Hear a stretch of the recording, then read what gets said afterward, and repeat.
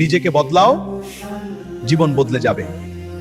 মানুষের জীবনে কষ্ট আসবে, ব্যর্থতা আসবে, হতাশা আসবে, এটাই স্বাভাবিক। কিন্তু মনে রাখবেন, কষ্ট স্থায়ী নয়, হাল ছেড়ে দেওয়া স্থায়ী ক্ষতি। আজ আপনি যে অবস্থায় আছেন তা আপনার শেষ ঠিকানা নয়।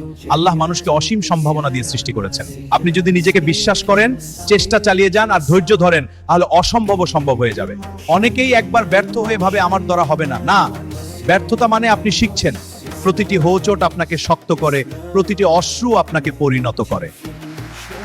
আর যদি আপনি 1% ভালো হতে পারেন, 100 দিনে আপনি 100% পরিবর্তিত হবেন। প্রতিদিন একটু একটু করে এগিয়ে যান, একটি ভালো অভ্যাস গড়ুন, একটি খারাপ অভ্যাস ছাড়ুন, একটি নতুন দক্ষতা শিখুন। মানুষ আপনাকে চিনুক বা না চিনুক, আল্লাহ আপনার চেষ্টা দেখেন। ভালো কাজ করুন, নিয়ত ঠিক রাখুন, অন্যের উপকার করুন। সাফল্য শুধু টাকার নাম নয়, সাফল্য হলো চরিত্র, সম্মান আর আত্মতৃপ্তি।